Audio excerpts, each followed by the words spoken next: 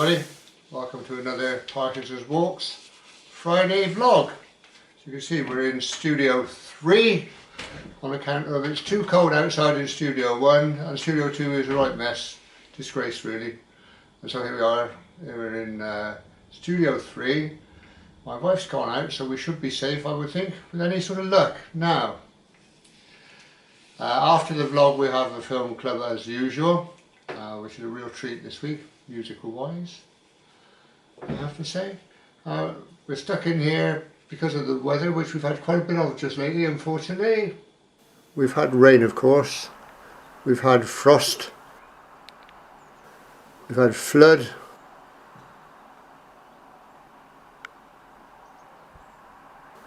we've had fog, we've even had some clear blue skies. What we haven't had is this stuff, thank goodness. But never mind, we're warm and we're dry in here. Right, matters arising. I'll get started in a minute, I promise. David Bellani from Spain. This is the family story that my dad and I were discussing this Christmas. Yeah, David came home this Christmas for a visit. What triggered the discussion was an article in Steam Railway on the 1952 Harrow and Wealdstone rail crash. I knew there was a similar story involving my gran, which is my dad's mum. David's granny was a doctor and she gave her help in that crash situation most freely. And it's a wonderful story. You should read the whole thing, I think very well worth it. To find it, you've got to go back to our vlog with the snow in it. David's put it on that vlog, so you go onto there, search out David's piece in there, comments, and you'll find it in there. And I'm blathering a bit, aren't I? I'm not in gear yet. Give me 5 minutes start. James Weeks, I have to fess up. Oh yes, what have you been up to then, James? Until a few weeks ago, I've done my hiking in street shoes. James, you are tight. Oh, dearie me. Yes, occasionally, in brackets frequently, I'd end up slipping and covered in mud, but I felt that was the price of a good walk. Sumac, who is our virtual mascot, of course, our official virtual mascot, who looks after James for us. Sumac, apparently tired of having to roll her eyes at such displays, got me a pair of hiking boots for Christmas. Oh, good on her, well done. I tried them out last week. They were good, very good. In fact, I'm now a convert. Better late than never. She's a pretty smart dog. Well, one of you has to be, don't they, James? Well done, Sumac. Trev Joyce, our Trev, who is our railway expert on here. Very, very vast knowledge of railway systems and things. Brilliant. We will find out a bit more about him. And here he's filled us in with a little bit more of information. He says, I'm a wild camper and a wild swimmer. What? Is that where you jump into open water and freezing blooming cold with very little on, Trev? Or rather you than me, mate. And he said, I've walked and camped Bodmin Moor many times, especially around Rough Tor and Brown Willie. Stop sniggering at the back. Which is the highest point on the moor. I'm now into my 70th year and still love the outdoors. I've even camped in my garden. I think we've all done that, Trev. It's the best place to camp, isn't it, really? Because it starts raining in the middle of the night, or if you run out of something, you can just pop into the house. It's fair enough to me. Peter Smith. Oh, Peter's not a happy bunny, I don't think. On Antiques Roadshow last night, someone brought in a train nameplate. Hynham Court. It's not far from here. What got to me was that the owner had paid 75 pence for it back in the day. BR apparently couldn't get rid of them fast enough and sold them for the scrap value of the brass, today valued at £4,000. Oh gosh, but not only you, Peter, I don't think that's ever happened to me either, more likely to. The grumpy old man, which is Jim, that emu, you might go back a little bit, we had a session with an emu, and David Bellani from Spain went on to the website in various places and found some information on an ostrich which suggested they're quite good eating. Yeah, and this is a emu. I expect it's much the same sort of thing. And Jim says that emu may have been wondering if you also tasted like chicken. Quite possibly, but I didn't give him the chance to find out. Right, Sims Hill Trial from Exeter. This is the film by my little boy. Oh no, my youngest son. Be careful there. On the climb up the slippery slope, with cars and bikes and all sorts of stuff there was there. Says, like Paul says, like Michael from Poland, I'm also not a petrol head, although I did wince at the thought of what that climb was damaging on some of those classic cars.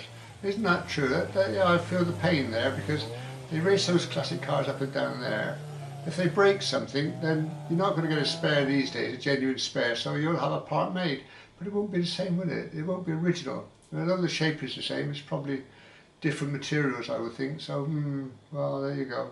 I suppose if they weren't there, they'd be in the scrapyard, so perhaps they're better off thumping up and down there. Yeah. Jim Nichols, our Jim from New Zealand. You got floods out there, haven't you, at the moment, Jim? That's why I see on the news. Hope that's not affecting you, old son.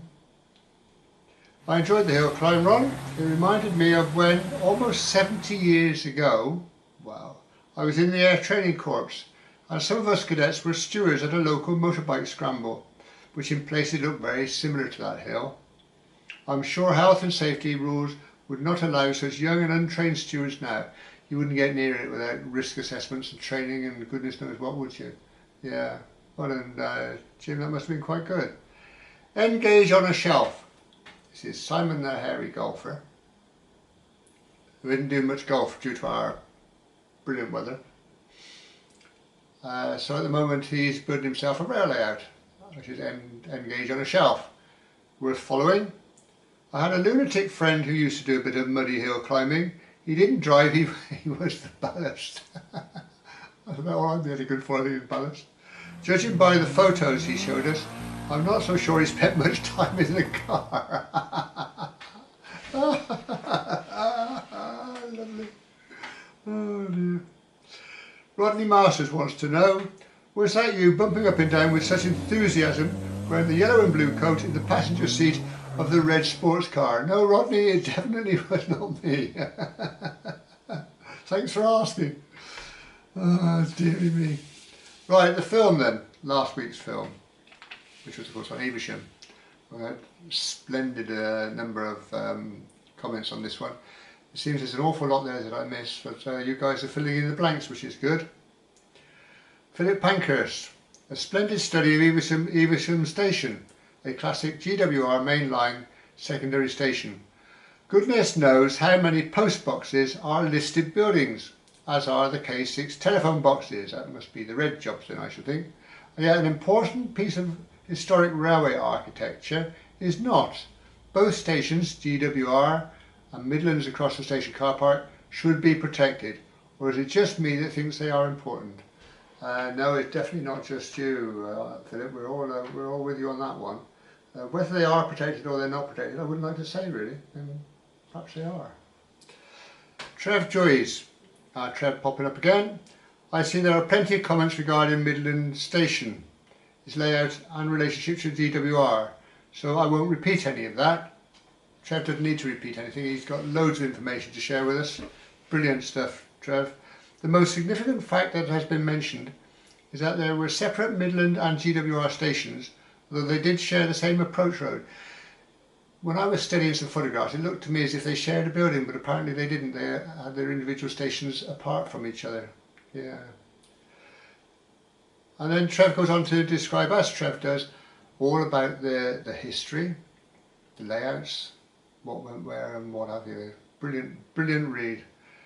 He covers things such as the old original timber building from the 1864 temporary station, which were taken to Monsdale Railway Station in Derbyshire. He mentions the telegraph bells, which were used prior to the introduction of the block telegraph system. Brilliant stuff. And he ends up by saying, as regards the tunnel in the side of the bridge abutment crossing the Avon, I wonder if it carried a water or sewage pipe of some sort. And of course, Trev being Trev didn't just surmise, he's done some research, and there's a sewerage station quite close to that bridge. So it's a fair chance, isn't it, really? Well done, Trev. Jim, the old person, back in the day, when I was heavily involved in model railways, ooh, so I'm going to be getting on to you then, Jim, I should think. I met the author of your book, Bob Essery, and his co-author, Mr. Jenkins. Oh, I'd love to spend an hour with them, asking various questions. How brilliant. Well done, Jim. Lionel and Mary Travels, our Lionel. That was clearly a very large junction. I've got a 1922 Bradshaw, and I was trying to see how many trains went through there in that year, but it proved too difficult. Oh, I bet it did. Crikey, there must have been a huge amount of traffic going through there, I would think. Yeah, well done, Lionel. Well, Lionel's running everywhere at the moment, filming with his new GoPro 10. Oh, well done, Lionel. Robert Cinderberry. Hi Ron, great video. The cream house with the tree in blossom in the garden. Excuse me. So I'll start that again. The cream house with the tree in blossom in the garden was once the station master's house, although of which railway I'm not sure. It's another one I missed. Well, I did get the blossom tree in mine, didn't I? So do I get any points for that? Well done, Robert. Robert then goes on to describe lots of pieces again there. It's a very good read if you want to go and have a look around there, because it tells you what you can get to and how to get there, which is brilliant. Thanks, Robert. Thanks for that. Peter Smith. How the remnants of these structures have lasted in spite of the, no doubt, not much care when dismantling sections of them.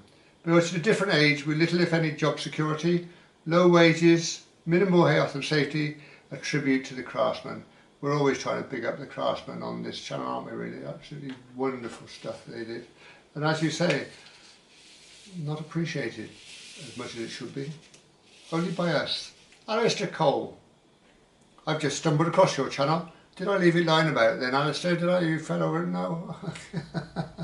I think you're new to this channel, Alistair, so you'll have to get used to our stupid humour. Right, where was I? Though my passions are not railways per se, I do like filmmaking, and I too have Parkinson's. Ah, right. Well, yeah, I'm shaking like a leaf here in a minute. We get on with it. I'm just due a pill, so as we come up to the pill time, of course, you're running on empty. That's my excuse. I'm sticking with that. He said, I'm acutely aware of doing something you love to do is great for combating PD. Yeah, that's why I started this channel in the first place, really, was try to encourage people that are struck with Parkinson's that you can get out there and do something. It didn't stop you doing what you want to do, or it shouldn't. Mickey G. I'm fairly certain that the building in the main car park is what used to be the Midland Railway. It's adjacent to the GWR station. If you go again, pop in and talk to Gary, the station master. He might be able to tell you more. He definitely loved a cameo on YouTube, that's for certain. The price of fame, eh?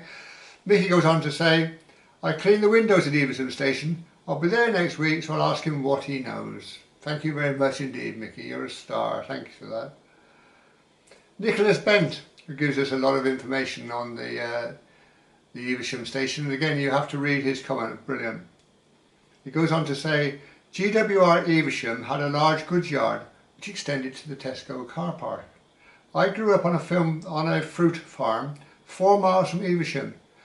One of my earliest memories was taking a load of plums in 12-pound chips, that's the wooden box that they were in, brilliant stuff, on our old lorry and stacking them in a box van, probably to be taken to Manchester or Liverpool to be sold in the market early the following morning. Rail transport was incredibly efficient in those days. That, Nicholas, is living history. That's absolutely wonderful, isn't it? The old box vans loading up the fruit, taking off to market. Brilliant stuff. Michael from Poland. Good morning, Ron. Greetings from Poland. What a beautiful structure that bridge must have been crossing the river. Yeah, but it was a sight to see. The abutments are incredible, and I too would love to know what that little tunnel was for. Well, we've got quite a few suggestions. I'm not sure we got the definitive one that somebody says that's definitely what it was, but we've got lots of useful suggestions, I have to say. David Berlani pipes up from Spain. Morning, Ron. Lots to see on this one. What a junction that must have been back in the day. It certainly was, David, yeah. I noticed at the start that the no fishing sign was in 3 languages, English, Polish and Romanian. Perhaps they were expecting a visit from Michael. Don't bother to bring your fishing kit next time, Michael, because you can't fish. Oh dear, morning David. Vintage trains and abandoned railways. You did that wrong. He said, I'm just looking at a photograph of said bridge which shows the unusually situated arch. I wonder if it was there for access for maintenance teams to get from front to back. It's quite possible, isn't it? We don't know at this stage. I had a theory, maybe it was just to save bricks. If you had to fill all that in with solid masonry, it would be a lot of bricks, wouldn't it? But if you put some arches in the structure, you could save yourself a bit. And I was thinking back to the Ledbury Viaduct, where they made their bricks on site there. They found themselves a clay seam, and they produced a couple of million bricks to build the arches with. So who knows? Who knows? Pete Payne. Good morning, Ron. Friday already, and there's me thinking it's Thursday. Keep up, Pete, please. I imagine there's quite a few people nodding sagely in the background now thinking, oh, not you as well. Well done, Pete. North by Northwest. Our Ian. Excellent detective work. I was going to say defective work then. I think this one probably was a bit defective.